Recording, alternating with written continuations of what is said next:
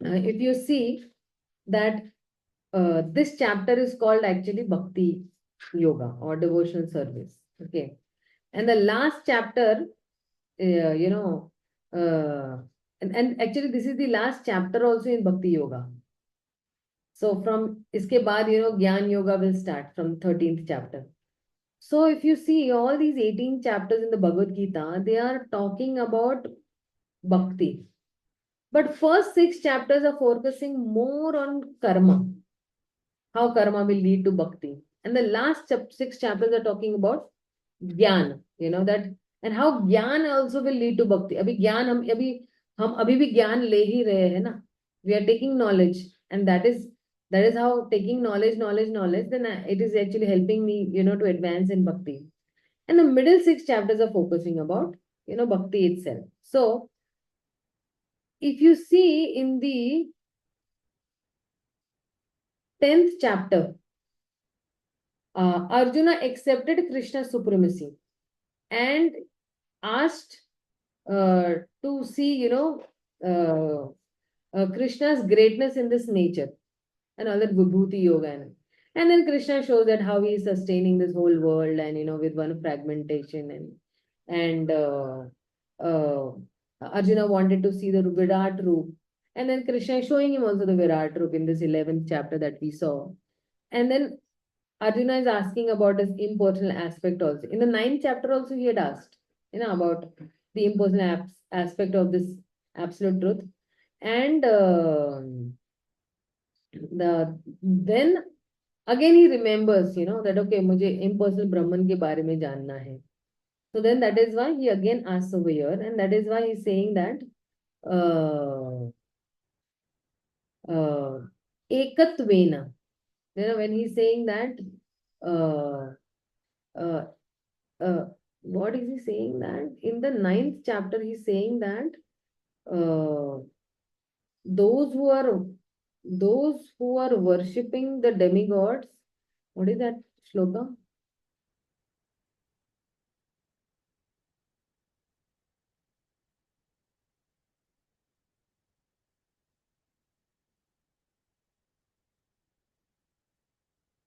See, in the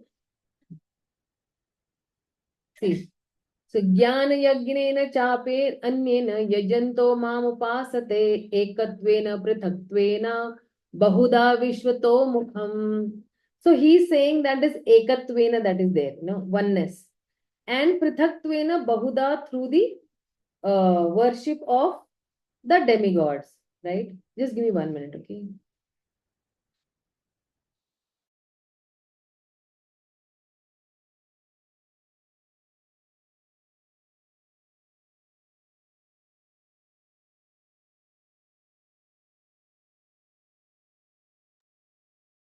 So when he's saying that there are 3 ways, people do, yajna. Gyan yajna, it is worship through the sacrifice of, knowledge. And then he's saying that prithaktvena also. Prithaktvena means through worship of, demigods also, as such. And out of this prithaktvena, then he's saying bahuda, vishwato mukham. So bahuda means that he says that those are worshipping even the demigods, has to continue in the cycle of birth and death. And then he's saying that,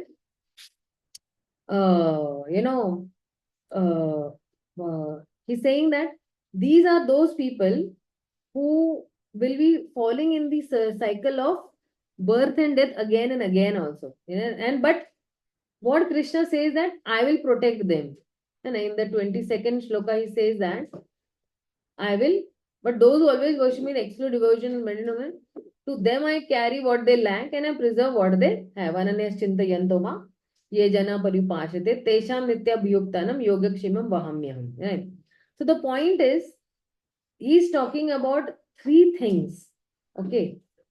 Out of which 2 things have been dealt. Okay.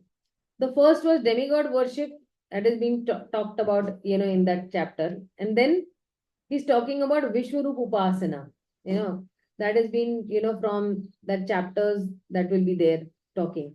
And then there is Ekatvena also remaining. So when I'm saying Ekatvena, in this reference, so what is the concept of that worship of the absolute truth in oneness, thinking oneself to be one with the absolute truth? So that is what Arjuna will actually question now. So in that sense, like it's not immediately related to what Krishna said in the last shloka of the 11th chapter, but it's a more of an exploration, which has started with a discussion as such. And this chapter will talk about bhakti is the process for transcendence. And then how bhakti can be practiced at even multiple levels. How one will be able to cultivate those qualities that will make him a devotee. So when he's saying over here that this question which he's asking over here, that both, because both are on the transcendental path. So what is best? Impersonal Brahman is also on a transcendental path, and personal is also on a transcendental path. What is best? Which of these category is best? So when we see that, so it is very clearly that devotional path is the best, but when he's saying that uh, he's saying over here that evam satata yukta ye. Okay, he's mentioning over here. So first part is actually clearly saying that bhaktas as satata yukta. And then he's saying that bhaktasvam paryupasate. So only, those who are worshipping you properly, those who are, engaged in your devotional service, then evam satata yukta mein hoga. If you see another shloka, evam satata yukta bhajata priti purvakam. So only the bhaktas will be, worshipping Krishna in a very proper way. And, uh, uh, it's a lovable God who is actually guiding us. He wants us to come back to him. So this important question, is going to clarify the distinction between an impersonal and a personal concept of the absolute truth. And let's see in the next shloka. Prabhupada's purport is very nice. You may just read it, but it's self-explanatory. I don't need to explain much as such. So then the Supreme Lord starts speaking. He says, Shri Bhagavan Uvacha Maya Vesha Mano Ye Mam Nitya Yukta Upasate Shraddhaya Paryupate Shraddhaya Parayopetaste Te Me Yukta Tamamataha. So he's saying that the Supreme Personality of Godhead said, those who fix their minds on my personal form are always engaged in worshipping me with great and transcendental faith, are considered by me to be the most perfect. So Krishna has used that same words, what Arjuna has used, Bhaktya Svam Paryu Pasate, last shloka that he has used. And then he's saying that Nitya Yukta Upasate. So Krishna is replying. He's saying that uh, uh, he is actually establishing his personal aspect very explicitly on my personal form. He's saying over here, and he's removing all those ambiguities without any interpretation. He's saying that Shraddha Parayopetas, their faith in this transcendental. It is because see, Mayavadis know what idea they have, that they have to fix the mind on a form till they become transcendental, and after that they can leave the form and go to a formless.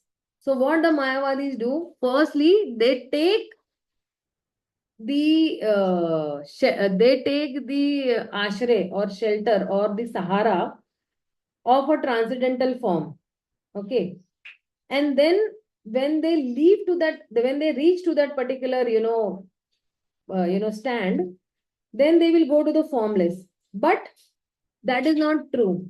What the Lord is saying over here is that Shraddha Paryupetas. So, with that transcendental faith, what is happening? What do Mayavadis do?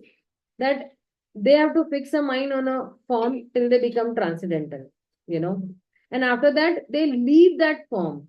But over here, we don't leave the form. We stick around to that particular form, and we don't go from form to formless. We go from form to form only. Mayavadis, they go from form to formless. But over here, in the beginning also we see a form, and in the end also we are seeing a form. We don't renounce anything. We don't give up. We don't have that selfish motive that we will take help of the form, and then when we reach to that formless, then we will leave that particular form. So we don't behave in a selfish way that okay, मुझे आपकी जरूरत यहाँ तक थी, अब मुझे मिल गया है, अब मैं आपको छोड़ दूंगा. Not that way. Okay. So that is why even when we become transcendental, we have to fix the mind on Krishna's personal form only. Okay, this is what I think. So one may say that, there is no word like, Rupa, which is used, which he is talking, about his personal form. But Krishna has used this word. What he has used this word? Mama.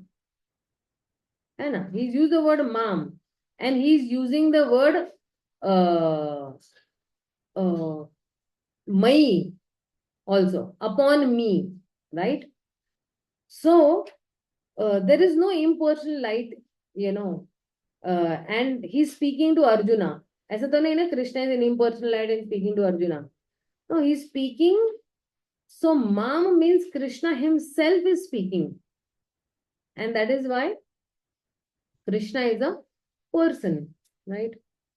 Okay, let's see, the next logo, what. Because the second slokana is speaking that pure devotees are ekdam perfect in, yoga. They know how to connect to Krishna right from the beginning and the end also. Okay, let's see the third and the fourth. So, this third and the fourth slokana, he's going to speak about what is the process of impersonal Brahman worshipper, what is his process and what will be his destination. Okay.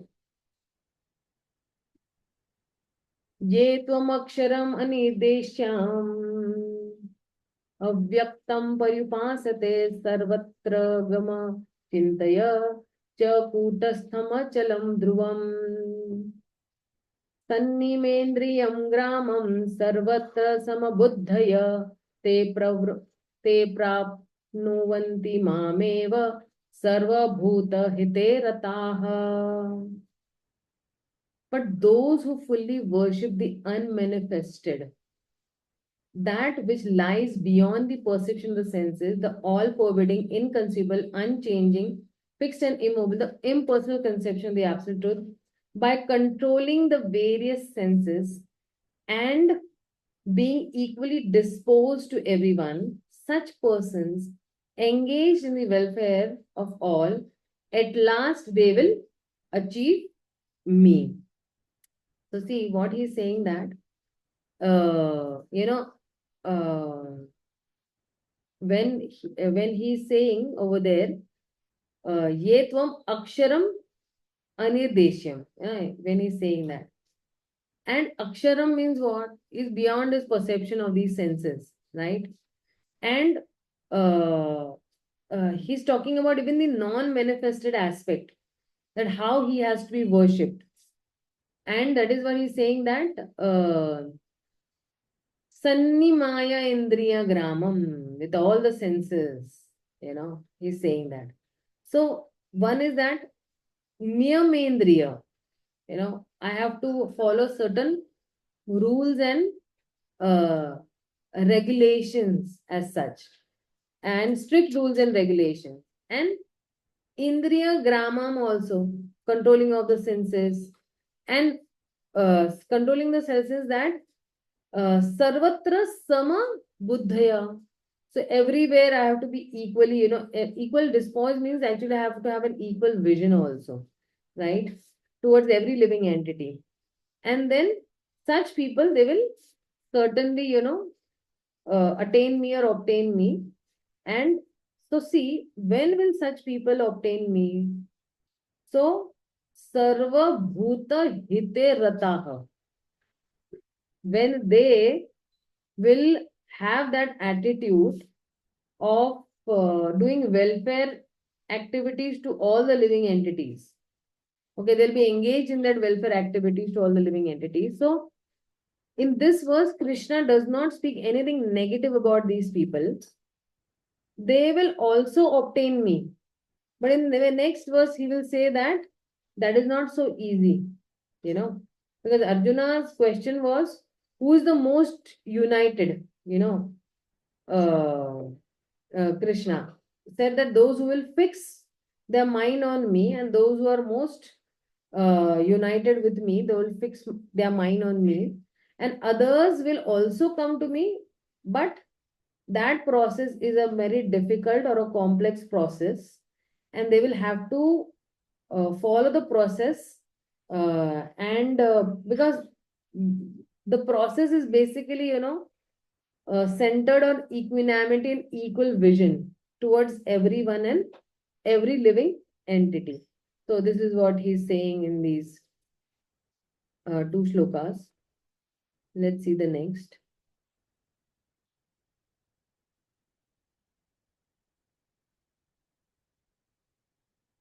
Okay, we will just stop after this particular shloka. No, it's a nice shloka. It's saying that क्लेशो अधिकारस्तस्तेषाम् अव्यक्त सक्त चेतसम् अव्यक्त हि गतिर्दुःखम् देहवद्भिरवाप्यते. For those whose minds are attached to the unmanifest impersonal teacher and supreme, advancement is troublesome. To make progress in that discipline is always difficult for those who are embodied. So, there are two words. One is klesha over here, and the other is adiktaras, means, uh, which is, see, this klesha word is a little negative word, okay? And then he's saying that klesh means, trouble or struggle. And then there is, dukkham also, there is great trouble also, like, that way, misery also. And he's saying that klesha adiktar. Adiktar means mostly, So tesham means what? Of them, he's saying, na? And who are they? They are, those people, those impersonalist, they will get klesha. They will get trouble also. Okay, and then he's saying that avyakta asakta chetasam. So their consciousness is attached to whom? Their consciousness is attached to the avyakta, the one who is impersonal manifestation. And they are attracted to that impersonal aspect of the absolute truth. And that is why he's saying that avyakta hi gati dukkham. So those who have made this avyakta, this impersonal form or the unmanifested form, of the Lord as their goal or their life, then this process will be very difficult to them. And then he's saying that deha vadbhi apyate. And he's saying that those who are in that particular body, apyate. So it is difficult for us to conceive that on a particular, formless form of the Supreme Lord. So material is a negative aspect and devotion is a positive aspect. And impersonal is like you can say zero. Material is, negative and positive. And that is why, just give me a minute. My battery is going to die and I need.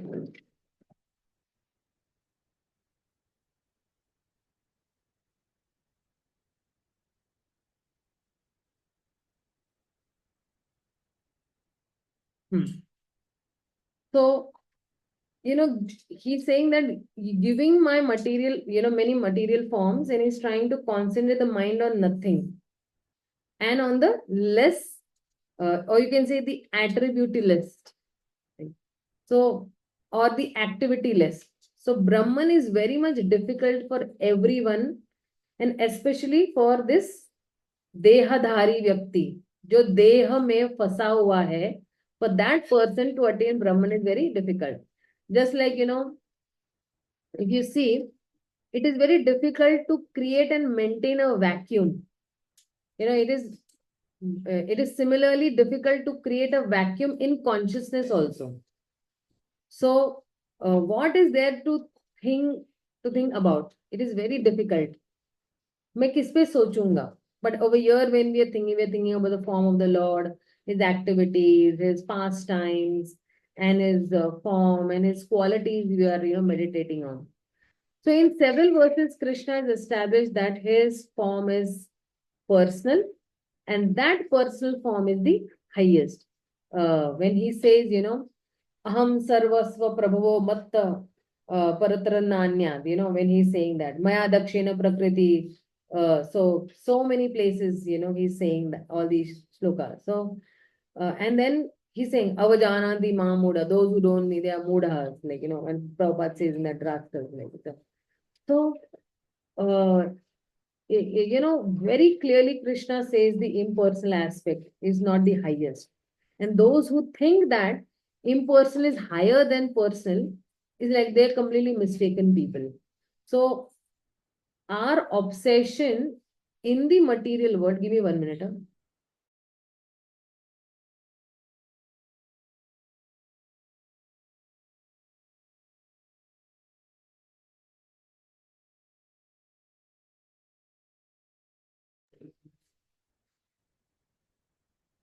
So our obsession for that material world becomes very much less. Because when we rise from that lower mode to the higher mode, and when we are in that goodness mode, then we are almost contemplative. And we can surely think more about the features of that, absolute truth. But when we are in passion, we, will act on a bodily level a lot. And when we are in goodness, our activity is more at an intellectual level. So we do not need to act on a bodily level at that point of time. And that is why if you see, even all our previous acharyas also, Ramanujaracharyas also explained in a bit different way that Arjuna is asking someone focus on the Atma and then, progress. And the other person just focuses on you, who is the better. So by cultivating Atma Gyan, we can be, detached from matter and attached to the spiritual truth. So that is why the first 6 chapters in the Bhagavatam, Bhagavad Gita also, Mam has come very less. And 7th to 12th chapter, very frequently, almost every second verse, Krishna is using the word Mam or Mama, So for focus on the first 6 chapters is you detach from your material body and act in the mode of detachment so that you will progress towards the Supreme Lord, Krishna. And it is all based on what Gyan? It is all based on Atma Gyan. That means. So Arjuna's question is, which is better? Atma Gyan is better or Bhagavad Chintan is better? And Krishna clearly says that those who fix their mind on me, they are better situated, and he moves forward. And then, of course, he's going to elaborate in the next, way. So, this is what, uh, Krishna is saying that these people. So, when you say Bhakti Yoga versus Jnana Yoga, which is better?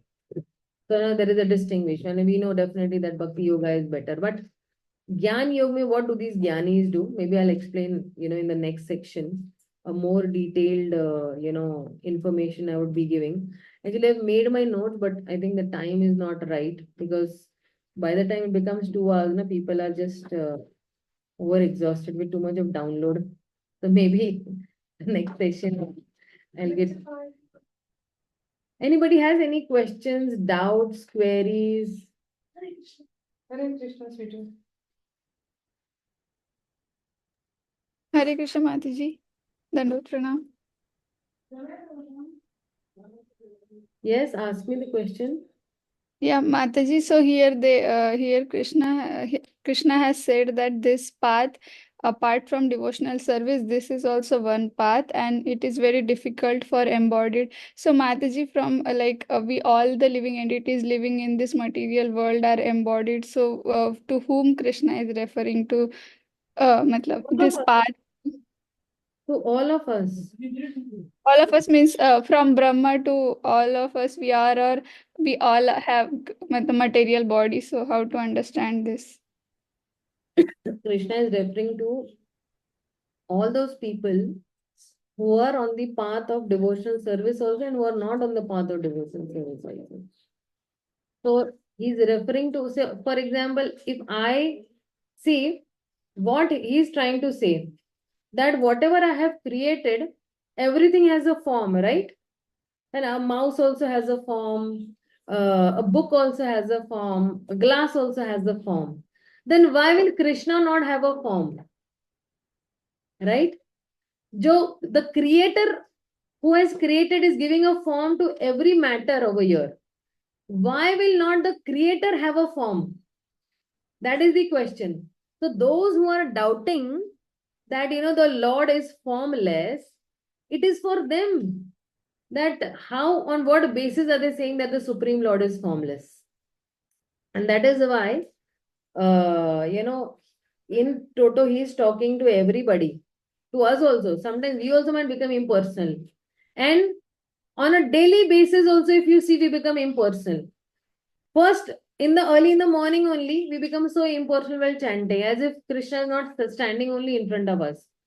You utter the word, you utter, Hare Krishna Maha Mantra. You start chanting, maybe 5, 6, mantras you have started chanting, 8 mantras, maybe 10 mantras of Hare Krishna Maha Mantra. All of a sudden, you call Krishna and your mind goes somewhere else. You're not focused on Krishna's, form who has come over there in front of us, because we have Apurna Indriya, imperfect senses. That is why these senses, when you keep on chanting, then becomes Premanjana Charita Bhakti Vilochanina. Prem ka anjan dalega when we'll be able to see Krishna. So at our level, we also become very much impersonal. I am cooking food. I become very impersonal. I have to do this, I have to do that, and offering. Well, offering also I'm impersonal. I'm just ringing the bell. It's just a mechanical way of, okay, it's like some ritual I'm performing. But I don't see that, hey, Krishna is standing over here. I should be reciprocating with him while offering food. That's why we also become many times impersonal. In the garb of a personalist, we become impersonalist. And that is why many times Prabhupada says that, whatever activity you're doing now, you fix your mind on Krishna.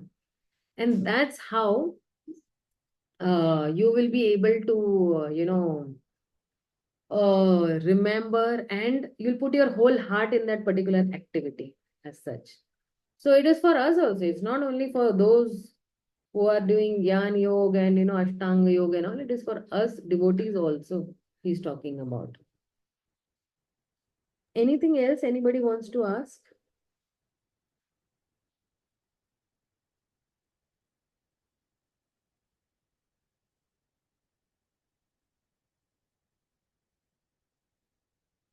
Okay. So if nobody has any questions, we'll wind up for the day. Srila Prabhupada ki jai. Gaur Bhakta Vrinda ki jai. Hare Krishna, Hari Bol. Thank you, Mataji. Hare Krishna.